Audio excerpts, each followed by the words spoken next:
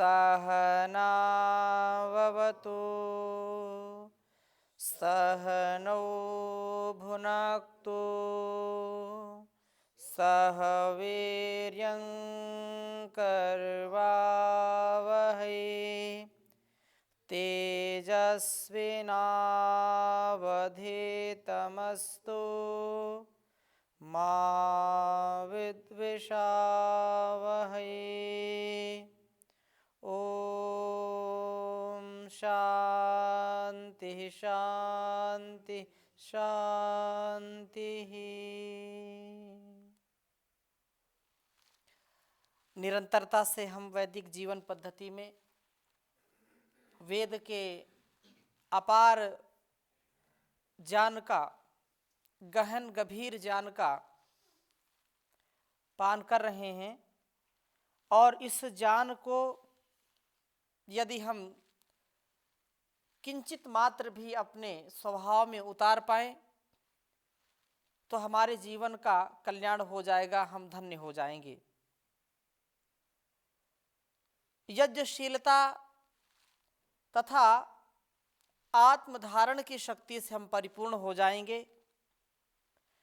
प्राणों की साधना का विषय चल रहा था और आज हम ऋग्वेद के प्रथम मंडल के 28वें सूक्त के अंतिम मंत्र, छठे मंत्र का स्वाध्याय करेंगे। और इसके बाद बहुत ही सुंदर आगे का सूक्त होगा, उसकी चर्चा हम अगली कक्षा में करेंगे। आज हम चर्चा करेंगे प्राण साधना व स्वधा। जो अपने स्वभाव में यजनशीलता का आधान करता है तथा ज्ञान को निरंतर बढ़ाने का प्रयास करता है, वह उन्नति को सदैव प्राप्त होता है। आत्मधारण की शक्ति उसकी बढ़ती जाती है। आत्मानुकूल आचरण में वह सदा आगे बढ़ता जाता है, प्रतिकूल आचरण नहीं करता है, आत्म विमुख नहीं होता है, आत्म कल्याण के लिए संसार में सेवा सत्कार करता है। और वैसे भी मनुष्य जन्म का जो पावन उद्देश्य है, आत्मनो मोक्षार्थम जगत हिताय च, आत्म कल्याण के लिए हमने जन्म लिया है और जग के कल्याण के लिए लिया है। दो उद्देश्य हैं, अपना कल्याण करना और अपने साथ साथ जग कल्याण करना, दूसरों का कल्याण करना। लेकिन हम उसको भूल ना जाएं, उससे भटक ना जाएं, इसलिए हमको साथ साथ उस परमात्मा की भक्ति, उसकी स्तुति, प्रार्थना, उपासना सदैव करनी चाहिए। इससे हमारा जो डावाडोल वाला स्वभाव होता है वो हम बच जाते हैं उससे। हम अडिग होकर के, अचल होकर के, अटल होकर के, स्थिर होकर के जीवन को जी पाते हैं। इसलिए हमारा सबका यह कर्तव्य है कि वेद का जो संकेत हमारे लिए है, हमारे दिव्य जीवन के लिए है, उसको हम करते जाएं तो निश्चित रूप से हमारा जीवन अच्छा बनेगा, सफल बनेगा। संसार में जो लोग दूसरों के लिए जीते हैं वो समझो अपने लिए जी रहे हैं, और जो केवल अपने लिए जीते हैं ये मान के चलिए कि वो अपने साथ भी विश्वासघात कर रहे हैं।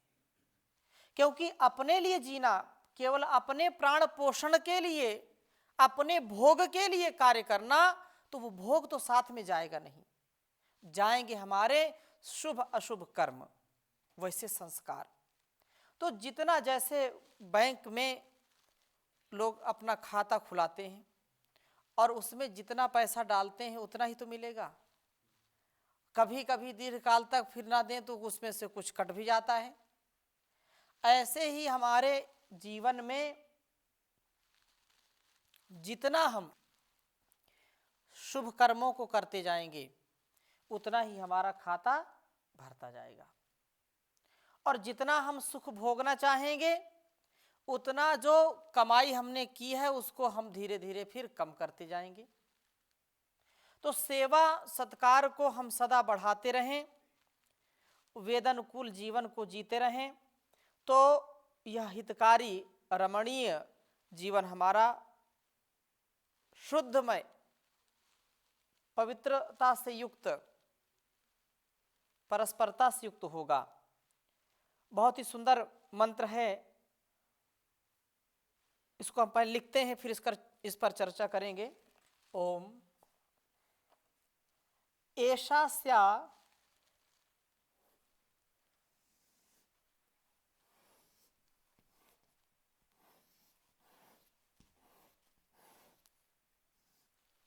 एषा स्या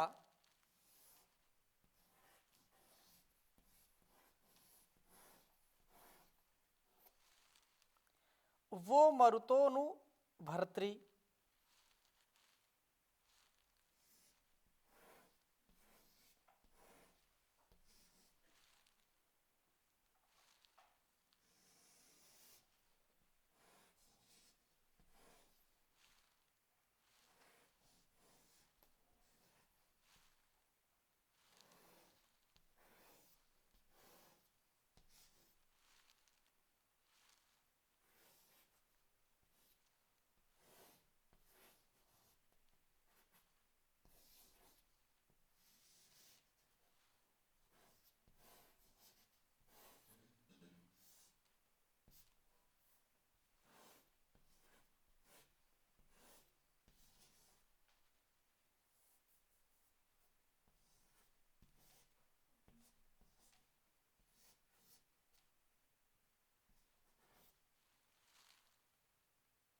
प्रतिष्ठोभति।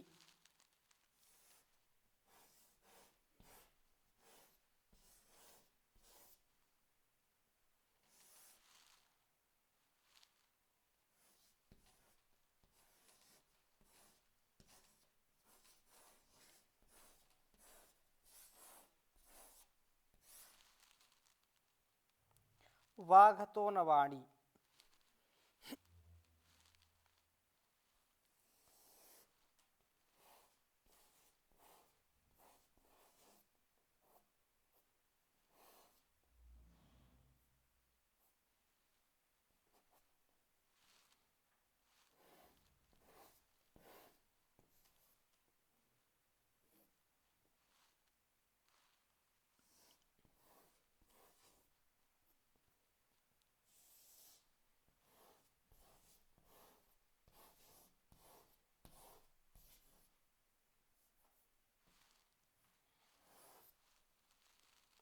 अस्तो भयद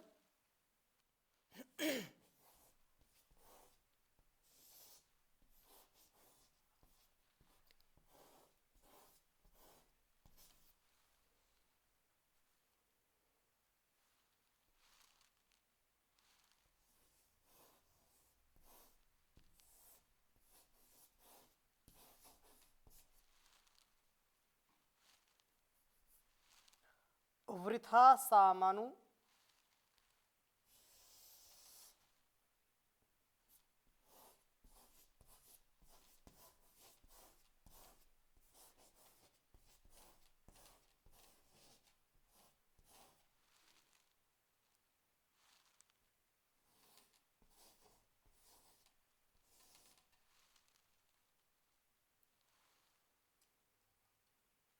स्वधाम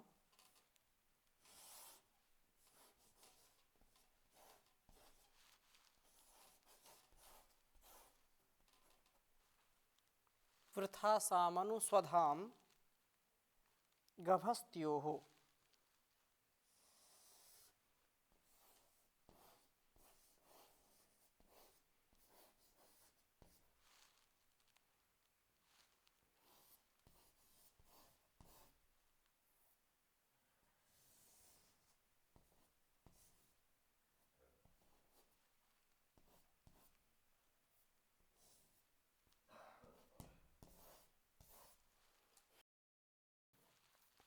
उच्चारण करेंगे। ओम एषा स्यावो मरुतोऽनुभर्त्री प्रतिष्ठोभति वाघतो न वाणी अस्तो भयत वृथा सामानुस्वधाम गभस्तयोः गभस्त्योः। ओम एषा स्यावो मरुतोऽनुभर्त्री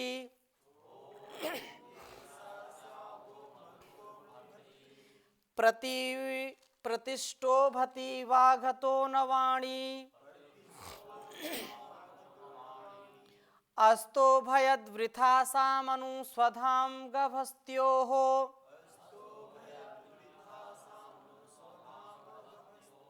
ओम एषा स्यावो मरुतोऽनुभर्त्री प्रतिष्ठोभति वाघतो न वाणी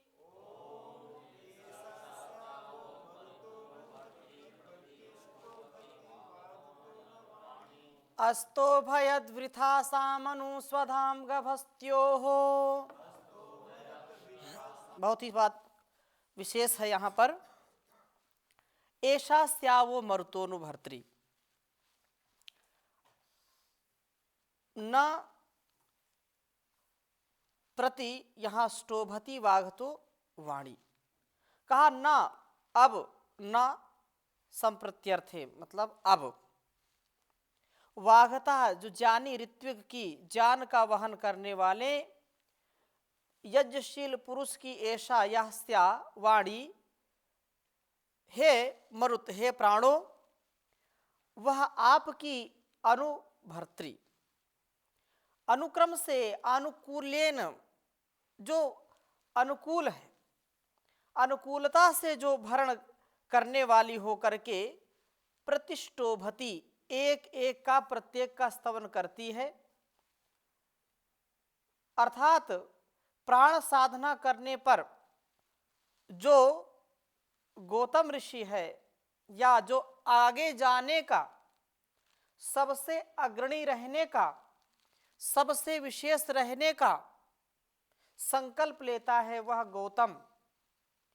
हम सब आगे बढ़ना चाहते हैं, कोई भी पीछे रहना चाहता है क्या? हम सब गौतम के रूप में यह चाहना करते हैं कि मैं स्वास्थ्य में सबसे अग्रणी रहूं, मेरी वाणी का प्रभाव सबसे अग्रणी रहे, मेरे क्रियाकलाप, मेरे द्वारा किए गए कर्म में सबसे आगे मैं रहूं।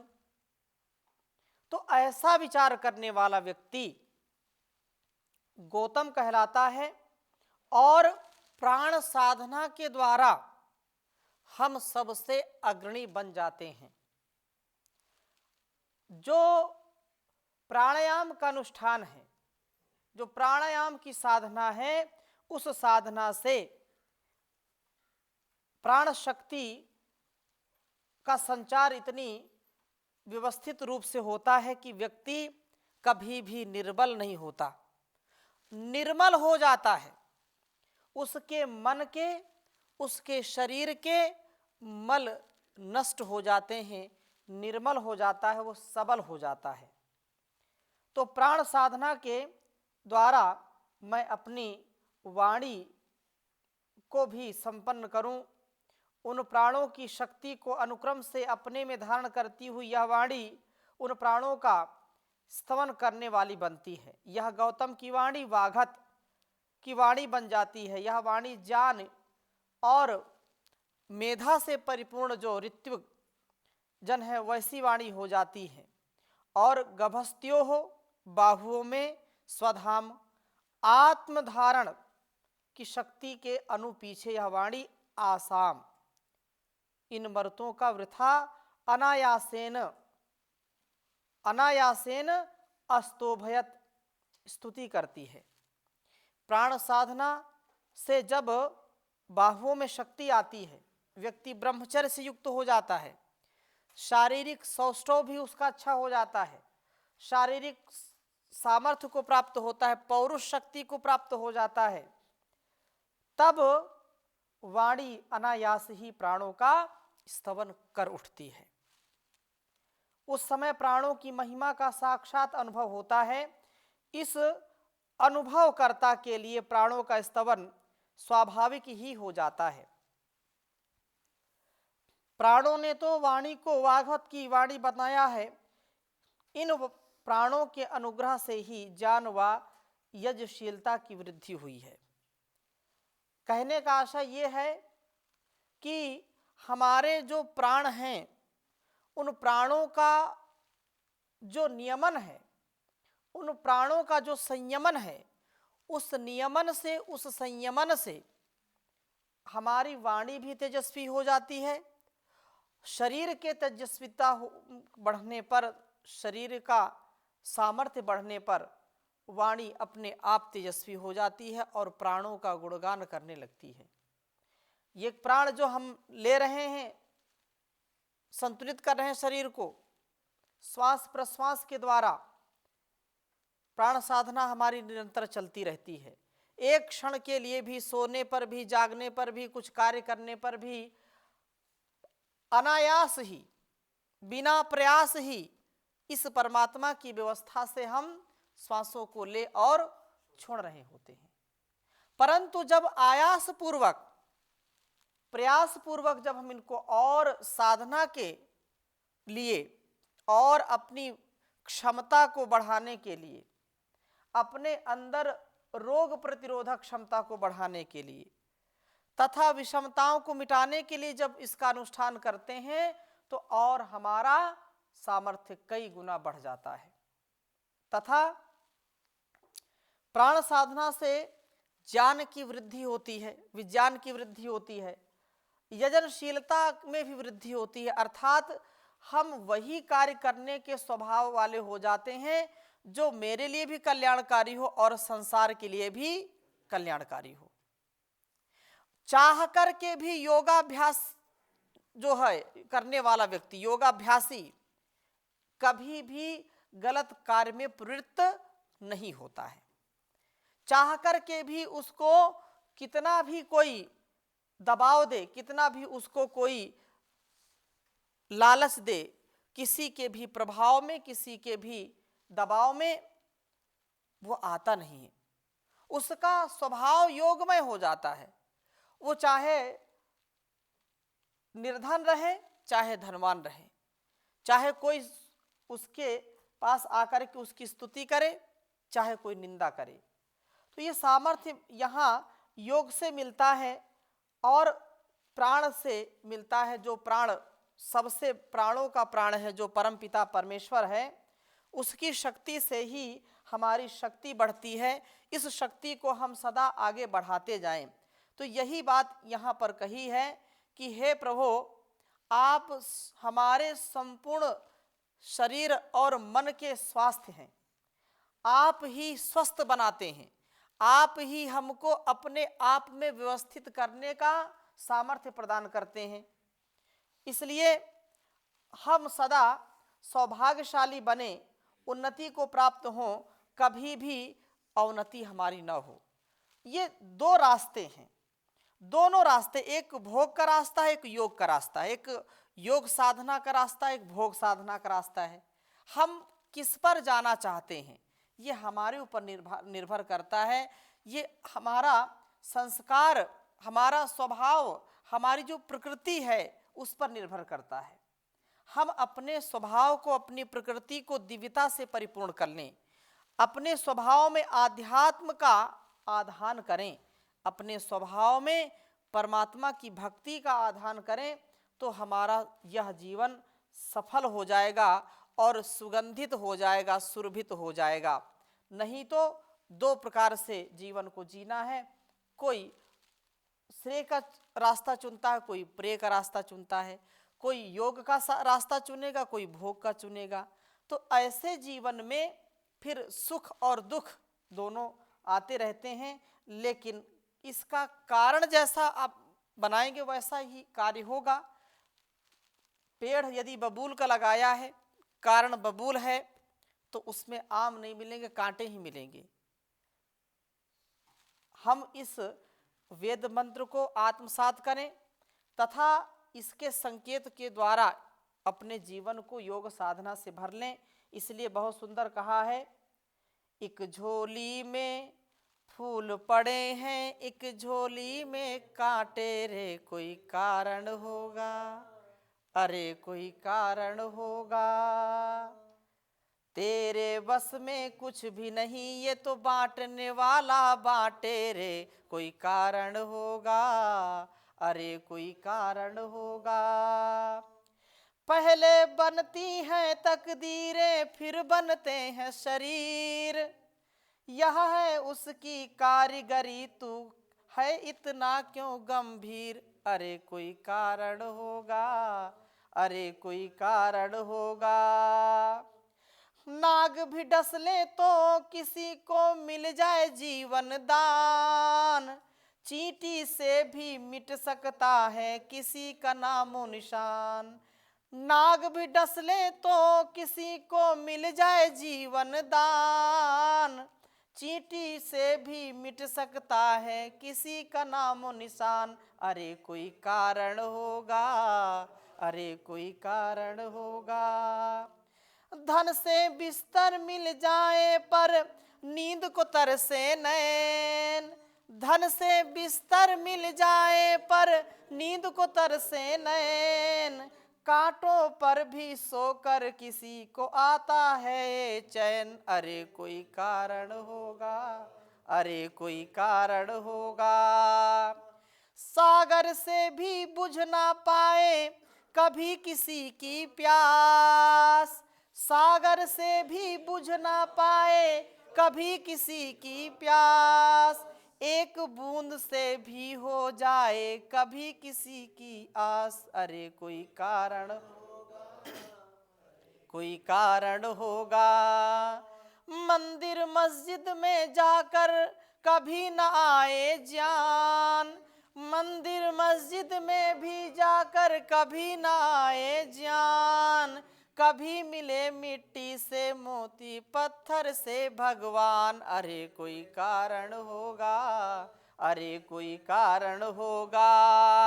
एक झोली में फूल पड़े हैं, एक झोली में कांटे रे, कोई कारण होगा, अरे कोई कारण होगा। तेरे बस में कुछ भी नहीं, ये तो बांटने वाला बांटे रे, कोई कारण होगा, अरे कोई कारण होगा, अरे कोई कारण होगा, अरे कोई। एक ही जीवन में अनेक हम अनुभव करते हैं, एक ही आंगन में अलग अलग वृत्तियों के लोग हम देखते हैं, एक ही जैसा आहार विचार व्यवहार संस्कार देने पर भी स्वभाव अलग है। कोई योगमय जीवन जीने में रुचि रखता है, कोई भोगमय जीवन जीने में रुचि रखता है। किसी को धन दौलत संपत्ति में कोई रुचि नहीं है, उसका आध्यात्म में मन लगता है, और किसी को सत्संग में बैठने पर भी उसका मन नहीं लगता, अरे कोई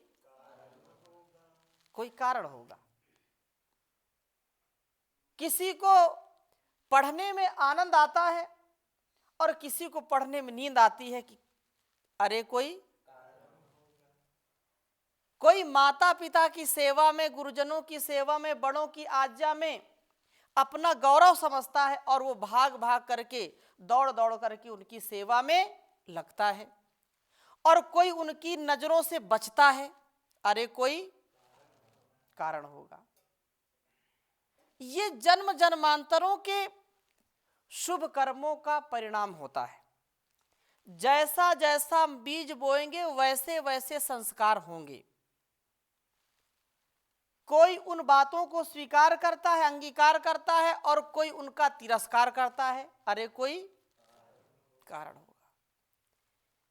एक ही मां के गर्भ में जुड़वे बच्चे पलते हैं, जन्म होता है, बड़े होते हैं, एक ही जैसा आहार दिया, एक ही आंगन में एक ही जैसी शिक्षा मिली, लेकिन दोनों के स्वभाव में जमीन आसमान का अंतर होता है, अरे कोई कारण होगा।